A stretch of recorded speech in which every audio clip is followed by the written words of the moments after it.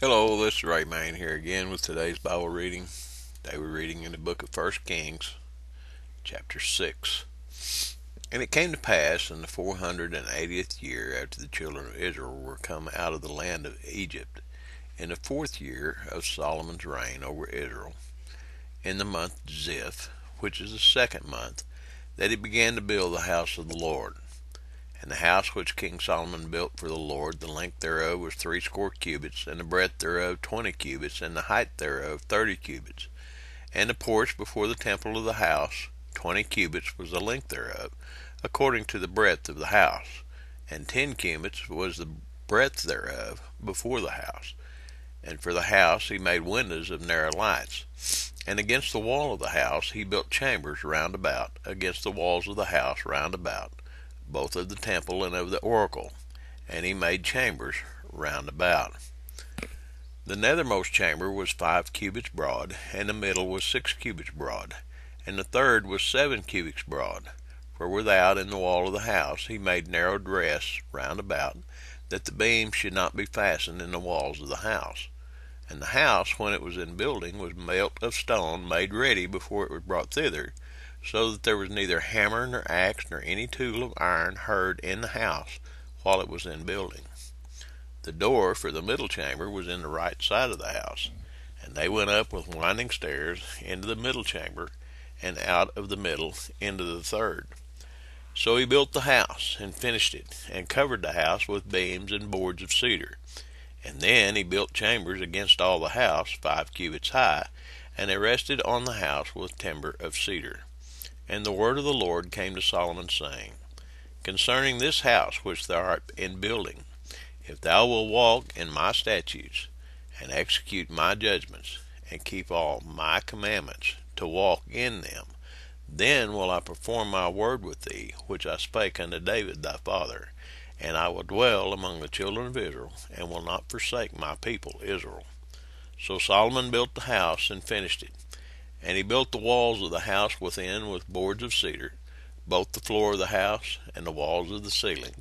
And he covered them on the inside with wood, and covered the floor of the house with planks of fir. And he built 20 cubits on the sides of the house, both the floor and the walls, with boards of cedar. He even built them for it within, even for the oracle, even for the most holy place. And the house, that is, the temple before it, was 40 cubits long. And the cedar of the house within was carved with knops and open flowers, all with cedar. There was no stone seen. And the oracle he prepared in the house within, to set there the ark of the covenant of the Lord. And the oracle in the forepart was 20 cubits in length, and 20 cubits in breadth, and 20 cubits in the height thereof. And he overlaid it with pure gold, and so covered the altar which was of cedar. So Solomon overlaid the house within with pure gold, and he made a partition by the chains of gold before the oracle, and he overlaid it with gold. And the whole house he overlaid with gold, until he had finished all the house. Also the whole altar that was by the oracle he overlaid with gold. And within the oracle he made 2 cherubims of olive tree, each 10 cubits high. And 5 cubits was the one wing of the cherub, and 5 cubits the other wing of the cherub. From the uttermost part of the one wing unto the uttermost part of the other was 10 cubits. And the other cherub was 10 cubits. Both the cherubims were of one measure and one side. The height of one cherub was 10 cubits, and so it was of the other cherub. And he set the cherubims within the inner house, and they stretched forth the wings of the cherubims, so that the wing of the one touched the one wall, and the wing of the other cherub touched the other wall, and their wings touched one another in the midst of the house. And he overlaid the cherubims with gold. And he carved all the walls of the house round about with carved figures of cherubims and palm trees and open flowers, within and without. And the floors of the house he overlaid with gold, within and without. And for the entering of the oracle he made doors of olive tree. The lintel and side posts were a 5th part of the wall.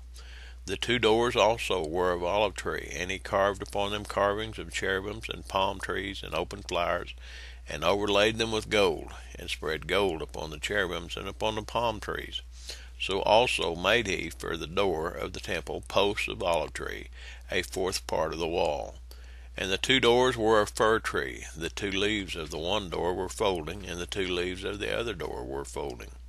And he carved thereon cherubims and palm trees and open flowers, and covered them with gold fitted upon the carved work. And he built the inner court with 3 rows of hewed stone, and a row of cedar beams. In the 4th year was the foundation of the house of the Lord laid, in the month Ziph.